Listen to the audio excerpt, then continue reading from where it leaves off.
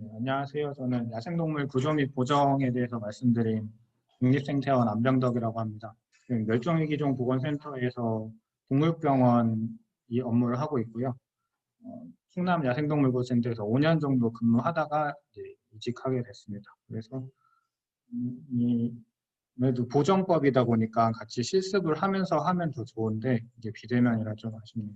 바로 시작하겠습니다. 네.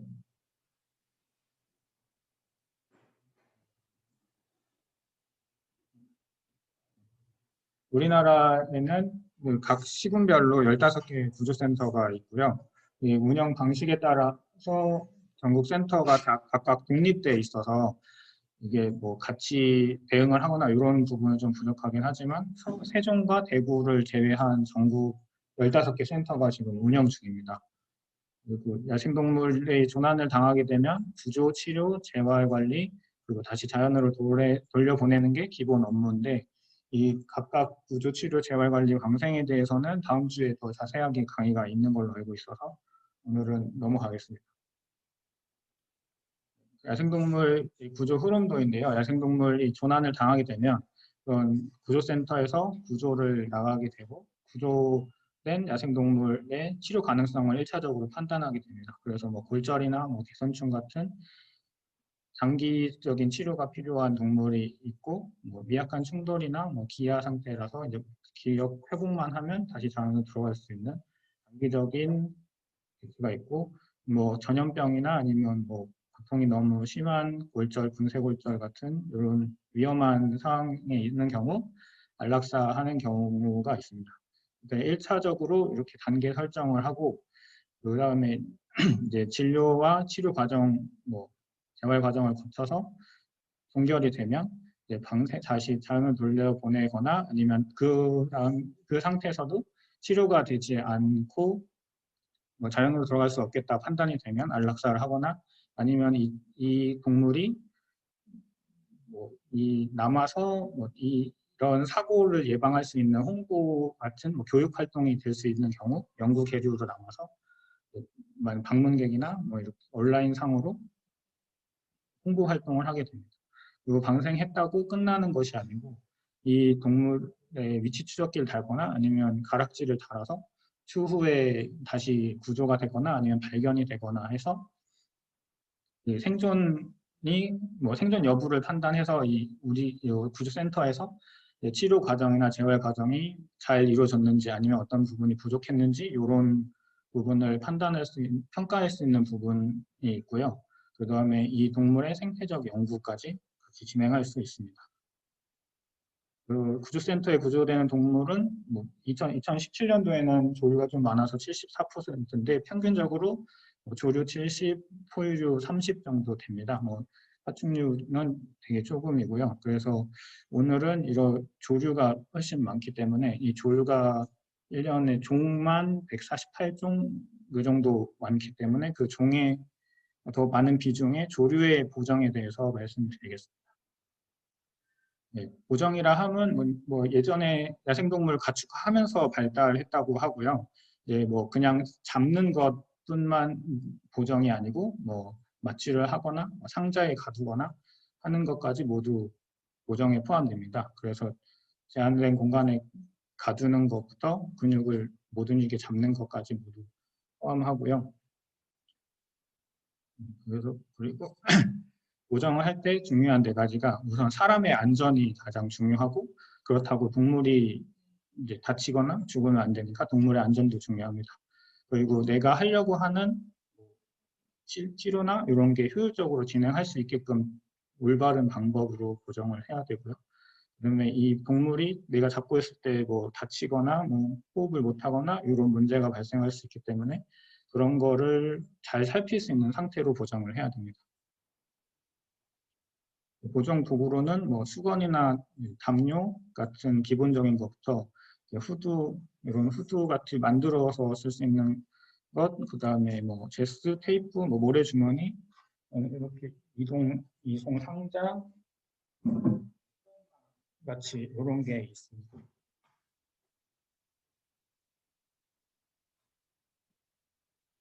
보정기 주의할 점은요, 이제 포유류나 사람 같은 경우에는 흉곽 안에서 폐가 숨을 쉬어서 뭐 가슴을 압박해도 뭐 숨을 쉬기 어렵긴 하지만 숨을 쉴 수는 있어서 괜찮은데, 조류 같은 경우는 흉곽 전체적으로 호흡을 하거든요. 이렇게 보시면 이 뼈가 들렁 왔다 갔다 하면서 숨을 쉬기 때문에 너무 과도한 힘을 주면 호흡 자체를 할 수 없어서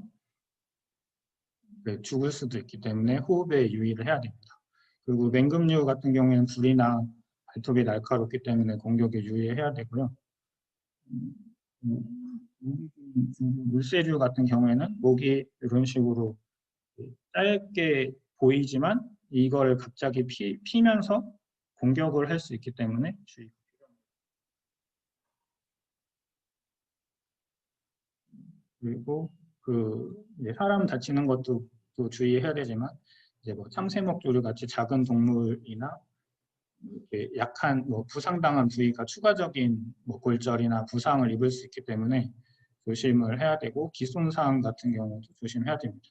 그리고 위해 같은 경우를 너무 유의해서 너무 약하게 잡거나 방심을 하거나 해서 탈출을 하게 되면 또 건물 내부의 유리창에 부딪히거나 이런 위험성이 있기 때문에 탈출에도 주의를 해야 합니다. 각 유형별로 동물의 보정법을 말씀드릴게요. 작은 참새목 조류부터 말씀드리면, 지금 여기서 검지와 중지를 이용해서 목을 일단 잡습니다. 그러면은 이 한 손으로, 나머지 손가락으로 이렇게 가볍게 네 번째 손가락을 이용해서 잡아줍니다.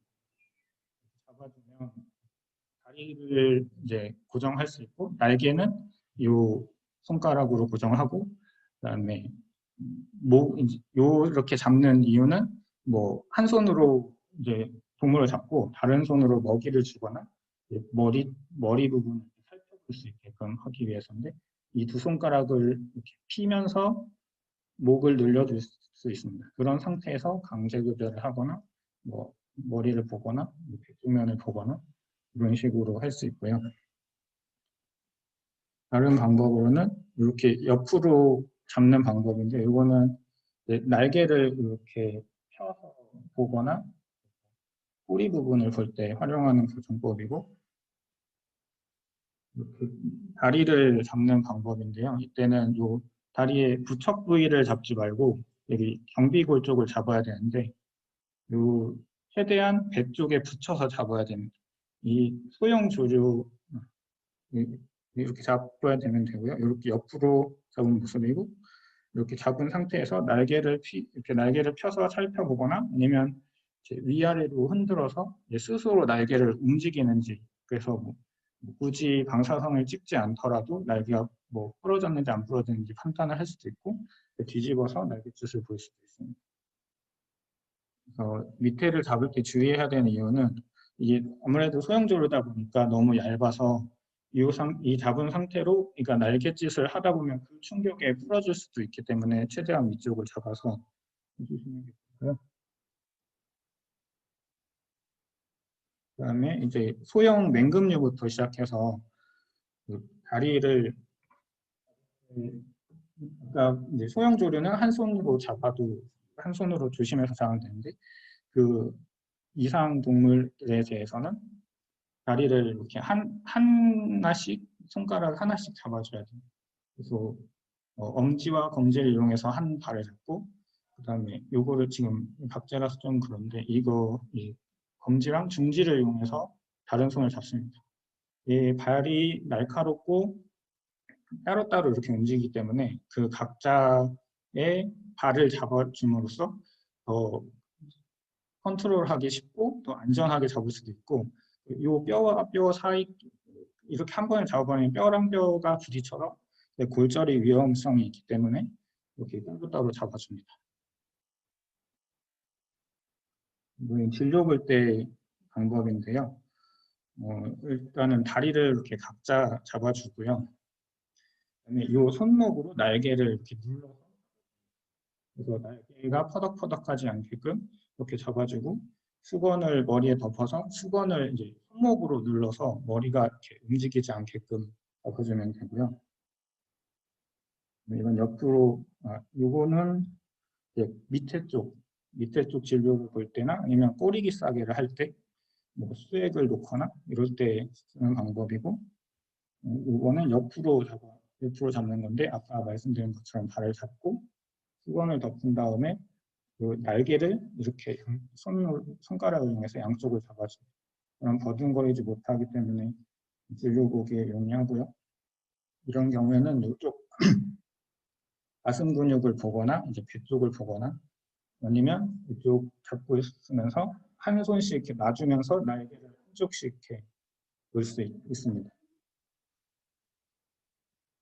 다음은 동일한 방법인데 아까는 발을 이렇게 밑에서 잡았다면 등일 때는 이렇게 거꾸로 잡습니다. 그래서 얘를 이렇게 핀 상태로 잡아주면 얘가 바닥에 눌리더라도 이제 덜 불편하겠죠, 동물이. 그런 식으로 잡고 아까랑 동일하게 다른 손으로 날개를 잡아줍니다. 이 같은 경우에는 이제 척추 골절이 의심되거나 할 때 등을 보고 할 때 활용해주면 되고, 날개를 볼 때도 이제 아까처럼 한쪽씩 등 쪽 날개를 볼 때 이렇게 활용해주면 됩니다. 그리고 동물이 얼굴 같은 거 볼 때는 얼굴을 보거나 아까처럼 이제 강제급여를 하거나 할 때 한 손으로 잡아주면 되고요. 또 발을 이렇게 따로 검지랑 중지를 이용해서 따로 잡아주고 이 날개와 너무 아래쪽을 잡으면 이 위쪽 날개가 계속 퍼덕퍼덕하면서 빠져나갈 수 있기 때문에 어느 정도 위쪽을 잡아줘야 되고요. 이렇게 보정할 때 후드를 같이 이용해주면 더 안전하게 동물을 보정할 수 있습니다. 그다음에 목이 긴 동물, 목이 긴 조류인데 대형 두루미 같은 경우에는 목이 더 길기 때문에 사람을 뒤돌아서 공격할 수 있어서 다리를 한 손으로 잡아주고요. 최대한 이 앞쪽으로 목을 빼서 겨드랑이 사이에 목이 들어갈 수 있게끔 해서 목을 좌우로 움직일 수 없게끔 잡아줘야 됩니다. 그리고 어느 정도 작은 동물은 목이 긴 경우는 목이 줄어들어 있으면 얘가 공격할 수 있기 때문에 바둥바둥 거리거나 공격할 수 있기 때문에 이쪽 머리를 잡아서 당겨진 상태에서 보정하는 거죠. 근데 머리를 잡을 때 이 목 부분을 잡으면 숨을 못 쉬거나 할 수 있기 때문에 관절과 두개골 이쪽 반대손은 다리를 똑같이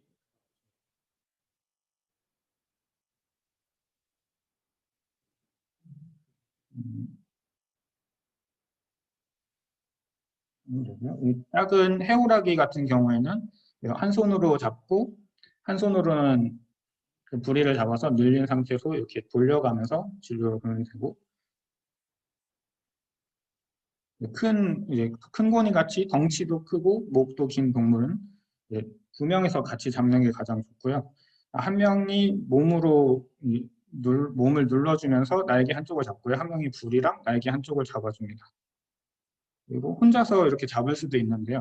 이럴 때는 완전히 깔고 앉는 것이 아니라 무릎을 꿇고 약간 무릎에 그러니까 허벅지에 힘을 줘서 살짝 깔고 앉는 정도로 하면 되고요. 이런 경우는 이제 목에 낚싯바늘이 걸렸거나 아니면 강제급여를 하거나 약을 먹일 때 이런 식으로 하고요. 여기서도 목을 잡는 거는 이제 턱 관절하고 두개골을 잡아서 호흡에 지장이 없도록 해주면 됩니다. 그다음에 이제 중형 수리부엉이 같은 조류인데요. 아까 소형 맹금류랑 거의 비슷하고요. 근데 이제 조금 다른 부분이 다리를 이렇게 잡아주고 덩치가 크다 보니까 한 손으로 이렇게 잡을 수가 없어서 여기서는 요 다리를 잡은 손으로 이쪽 날개 부분을 눌러줍니다. 이쪽 팔목 쪽으로. 그러면 얘가 좀 바둥바둥 거릴 수는 있지만 여기 눌려 있기 때문에 완전히 피지는 못하고요. 이 다른 손으로는 이쪽 팔로 부리 부분, 수건을 덮은 후에 부리 부분을 눌러서 머리가 움직이지 못하게 하고 나머지 손으로 이 날개를 이렇게 눌러줍니다. 그러면은 이제 배 쪽이나 뭐 이런 진료를 볼 때 안전하게 진료를 할 수 있고요.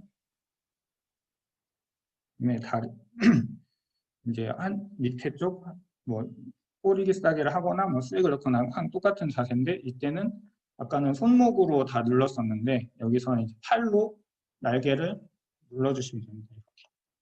네, 이때 부리가 와서 물 수도 있으니까 수건으로 여기를 이렇게 덮고 그 수건을 이 팔꿈치로 눌러서 못 움직이게끔 해주면 됩니다. 그리고 한 손으로 이렇게 잡고 있을 때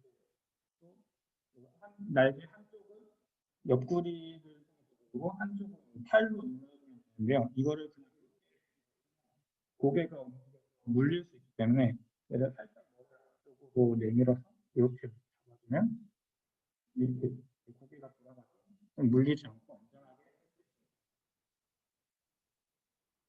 이거는 동일한 사진이고요. 네, 대형 이 약간 큰 고니도 같은 방법으로 이렇게 서서 잡을 수 있는데 네, 다리를 하나씩 따로따로 잡아주고요. 이렇게. 그다음에 이제 부리가 위험할 수 있기 때문에 요거는 담요로 덮어주면 되는데 담요를 덮을 때 다리를 같이 덮어주면 그 공간이 그 담요랑 머리가 튀어나온 것 때문에 공간이 이렇게 생기기 때문에 그 자기 발이 보이거든요. 그 안에 공간에서. 그래서 그 팔을 물릴 수 있기 때문에 그 머리를 최대한 덮어서 그 위로 다리를 올려서 잡아주는 형식으로 하시면 됩니다. 그리고 아까 후드 같은 걸 이용하면 시야가 가려지기 때문에 움직임이 제한되거든요. 이런 식으로 균형을 잘 서 있는지, 다리가 뭐 이상이 없는지, 균형을 잡는지 이런 걸 볼 때 후드만 씌워서 이런 식으로 관찰을 하기도 하고요. 그다음에 방사선 촬영할 경우 네, 테이프를 이용해서 뭐 사람이 방사선 노출에 계속되면 안 좋기 때문에 이렇게 테이프를 이용해서 방사선 촬영을 하기도 하고 이렇게 모래주머니랑 제스를 이용해서 이렇게 고정을 하기도 합니다. 네, 큰 동물은 이렇게 무거운 모래주머니를 이용하고요. 그다음에 모류는 이제 뭐 열매 껍질을 까거나 아니면 뭐 곡물 하체를 뜯어 먹거나 곤충을 먹기 위해서 앞에 부분은 굉장히 딱딱한데 이렇게 요 안쪽 부분을 맨들맨들해서 사람 손가락을 깊숙이 넣으면 이렇게 담으려고 물어도 그렇게 많이 아프지 않거든요. 그래서 이 안쪽을 넣어서 잡아준 후에 아까 부리 잡을 때처럼 이 합관절 말고 이 뒤통수 쪽을 두개골 쪽을 잡아주면 안전하게 잡을 수 있습니다. 네네 이제 잘못된 부정인데요. 이런 개 넣는 케이지에다가 줄을 넣어버리게 되면 이 창살 사이로 깃이 이제 움직이면서 상하게 되거든요. 뭐 멧비둘기나 이런 건 피식자 동물은 깃이 한 번에 빠졌다 한 번에 나기도 하는데 이런 맹금류 같은 경우에는 1년에 뭐 두세 개 정도 깃가리를 하기 때문에 이 전체적인 깃을 가려면 5년 이상 이렇게 걸리기 때문에 이 깃 손상 예방하는 게 제일 중요합니다. 그래서 이런 케이지에 넣으면 이제 깃이 손상되기 때문에 이렇게 넣지 않는 게 제일 좋고요. 만약에 불가피하게 그런 경우에는 차라리 종이 상자에 넣는 게 좋고 불가피하게 넣어야 된다면 꼬리기 싸개를 해서 조금이라도 안전하게 안 상하게끔 해야 됩니다.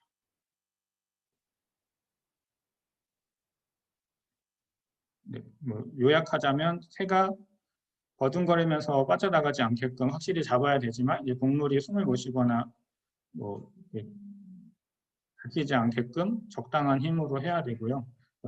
새의 상태를 항상 살펴보면서 이상이 있으면 바로 조치할 수 있게끔 해야 됩니다. 감사합니다. 너무 일찍 끝나버렸네요.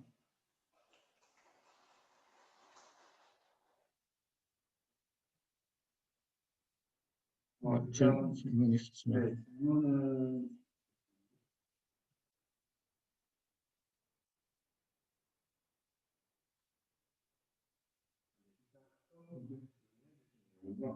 본인이 시간을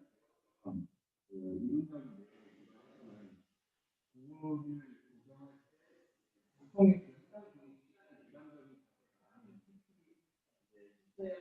불러서 고정을 하는 건 호흡에 악영향이 끼칠 수 있다는 부분에서 이제 깊이 이해해야 된다고 배우셨대요. 근데 구조센터 지금 설명하는 구조법에 있어서 특히 호액이나 그런 경우에 수술 상황이 많았다는 인지를 하시면서 그랬을 때 어떤 문제가 될 것이 없는지 뭐 조심해야 될 것이 없는지 관련해서 네. 말씀하신 것처럼 그 자연스러운 상태로 이제 있는 게 가장 좋고요. 그 상태에서 이제 볼 수 있으면 가장 좋고, 아까 그래서 말씀드렸던 게 이렇게 후드만 씌워서 관찰을 할 수 있으면 그 상태로 관찰하는 게 가장 좋습니다. 근데 이렇게 보면은 뭐 배 쪽은 자세하게 볼 수 없기 때문에 그런 경우에서만 이렇게 보정을 하는 건데 그렇기 위해서 이제 주의해야 할 거는 뭐 진료를 보거나 뭐 구조됐을 때 먹이 같은 거를 미리 주지 않고 진료 보기 전에는 금식을 합니다. 왜냐하면 누워 있는 경우에 역류해서 기도가 막히거나 한 위험성이 있기 때문에 진료 보기 전에 먹이를 먹이지 않고 공복 상태를 유지해서 그런 자세를 유지하면 크게 문제는 되지 않습니다.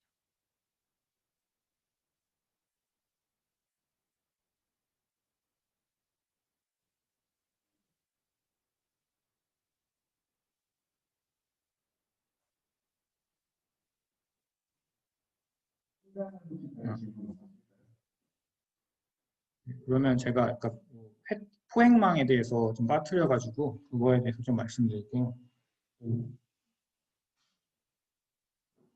새 종류에 따라서 포획망이 좀 달라져야 되는데요. 이 포획망도 이렇게 구멍이 없는 나비를 잡는 포획망이 있고 작은 구멍이 있는 포획망이 있고 좀 구멍이 큰 포획망이 있고 이거보다 더 큰 포획망도 있는데 요 아까랑 비슷하게 창살에 깃털이 들어가서 손상이 있는 그런 부분이랑 똑같이 이런 구멍의 크기에 따라서도 깃의 손상이 일어날 수도 있고 동물이 탈출할 수도 있기 때문에 그 동물의 크기에 따라서 포획망을 선택해 주시면 좋습니다. 이렇게 나비 잡는 뭐 곤충 잡는 이런 거는 참새목 정도의 동물을 사용해 주면 좋고요. 이렇게 너무 구멍이 없는 거는 또 맹금류를 잡을 때는 여기에 이 포획망이 찢어질 수도 있기 때문에 다른 조금 구멍이 있는 포획망을 이용해서 잡아주시는 게 좋습니다.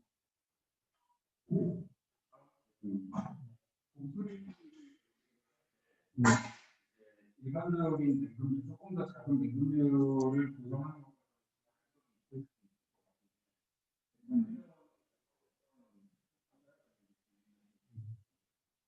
독수리 같은 경우에는 덩치도 크고 힘도 다른 동물에 비해서 좋기 때문에 혼자서 숙련되지 않으면 혼자서 하는 건 굉장히 위험할 수 있어요.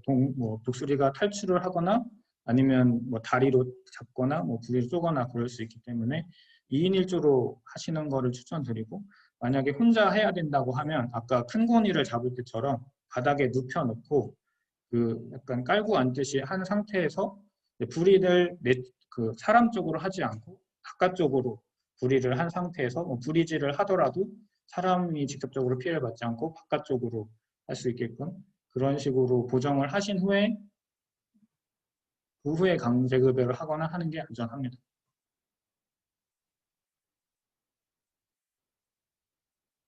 다음 질문은요. 동물을 공간의 동물의 활동에 따라 이제 꽁치기 손상이 되는 경우가 발생하는데 그 꽁치기 손상되었을 때 이제 그 손상으로 인한 또 다른 장기계류가 약이 되게 많이 되는 따라 그 손상이 발생할 수가 있잖아요. 그 꽁치기를 제작하는 분리하는 방법에 대해서 궁금하신지. 네, 꽁지기쌍에는 이제 동물 이 크기별로 또 차이가 있는데요. 일반적으로 그 L자 파일이라고 부르는 그 투명한 종이 A4지를 안 구겨지기 위해서 보관하는 그 L자 파일을 이용하고요. 보통은 황조롱이 정도까지 그걸 이용하고, 그다음에 뭐 그 수리부엉이나 그 위에 정도 되는 동물은 그 쫄대 파일 있잖아요. 그 쫄대 파일이 좀 더 두껍거든요. 그래서 그 쫄대 파일을 이용하고 이제 거기에 이제 나무 젓가락이나 아니면 서랍자 같은 것을 그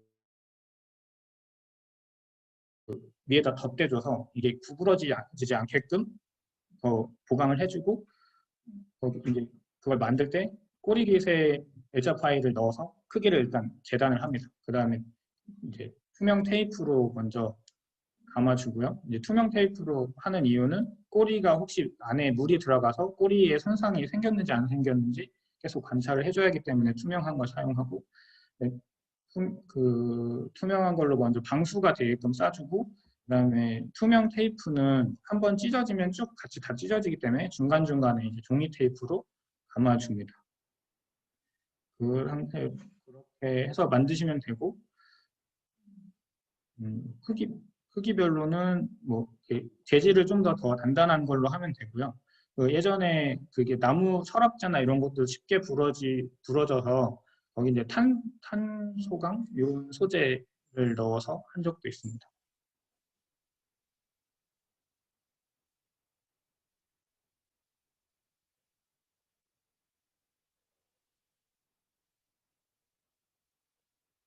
꼬리기 싸기를 만들 때 이제 종마다 그 크기에 맞춰서 그림을 그려서 만들어주는 게 가장 좋긴 좋거든요. 그게 어쨌든 그 동물한테는 그게 이물질이기 때문에 활동하는데 걸리적거리기 때문에 가장 똑같이 만들어주는 게 가장 좋고, 근데 이제 구조센터 같은 경우에는 그거를 하나를 만들어 놓으면 다른 동물이 들어왔을 때 다시 신속하게 채우는 게 또 중요하기 때문에 그렇게 좀 만들기도 하는데, 이런 일이 별로 없고 그냥 뭐 가끔 사용하는 경우라면 그 동물에 맞춰서 똑같이 만들어주는 게 좋습니다.